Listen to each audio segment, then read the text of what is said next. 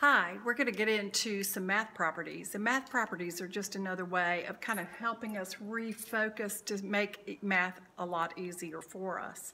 The first thing we're going to get into is the commutative property of, the commutative property shows that the order, the way numbers are ordered of the numbers does not change the answer to an addition or multiplication problem.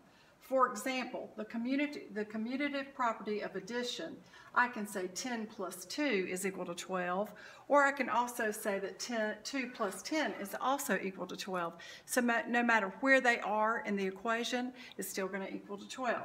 For multiplication, 3 times 5 equals 15, or I could say 5 times 3 is 15. And it kind of helps us if we want to move numbers around in an equation with addition and multiplication. And you will see that all these properties involve addition and multiplication. The associative property shows that the grouping, how we group numbers together. Remember I said you can only add and subtract, add and multiply, or even subtract for that matter, two numbers at a time. So this helps us to associate them with grouping of the numbers that does not change the sum or product of a number. Again, we're only talking about the associative property of addition and multiplication.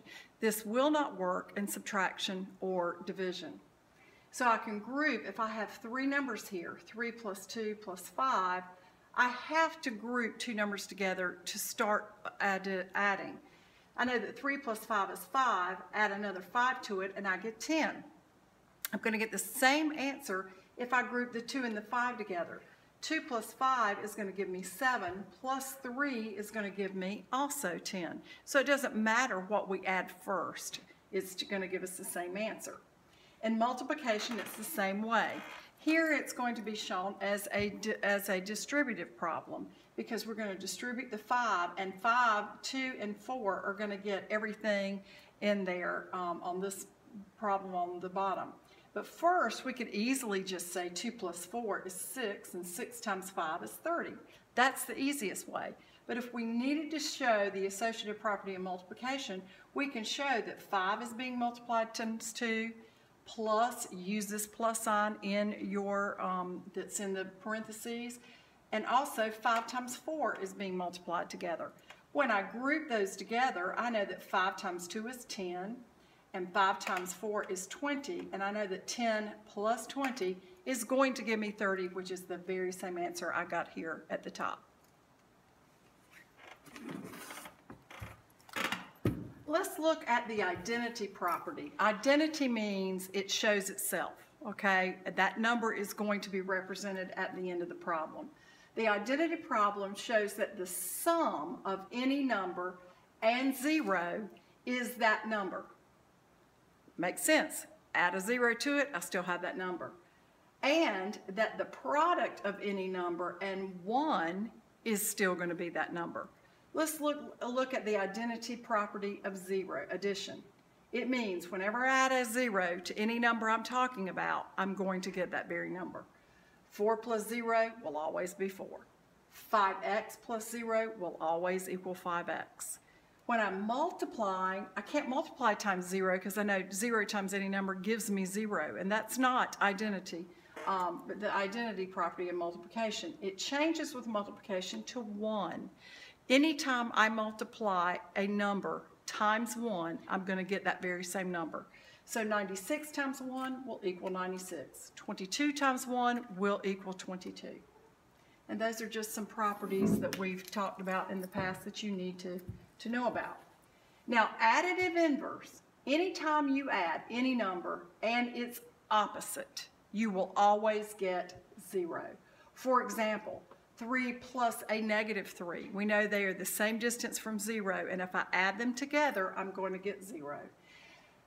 1/4 plus a negative 1/4 is going to give you 0 every time.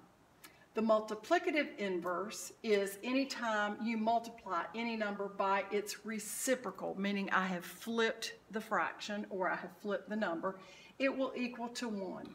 For example, 3 times 1/3. I'm going to put 3 as a fraction, as 3 over 1, and I'm going to multiply it times 1/3, and I get 3 over 3, which is equivalent to 1. Here I've got 2/5. If I want to multiply it to get the multiplicative inverse, I'm going to multiply it by its inverse of 5/2. 2 times 5 is 10, 5 times 2 is 10. 10 over 10 does give me 1. So these are very good properties that you need to know. Now let's try some. If I have addition, first of all I have addition, so I have to identify it as an addition problem. And I know that 3 plus 9 equals 9 plus 3. All I did was switch the numbers, so I know it's commutative property of addition. So this would be commutative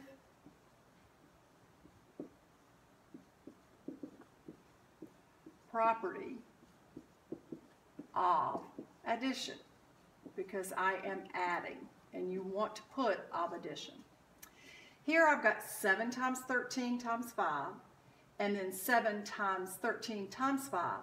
All I've done, and it's in the same order as each equation is in the same order. I've just regrouped.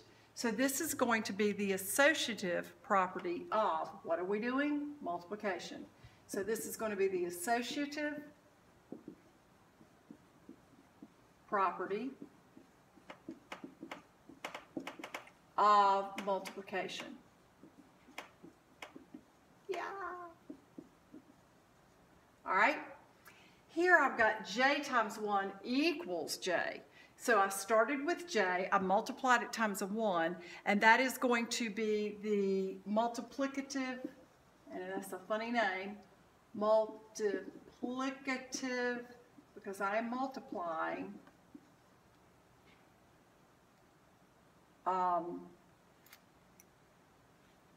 let's see.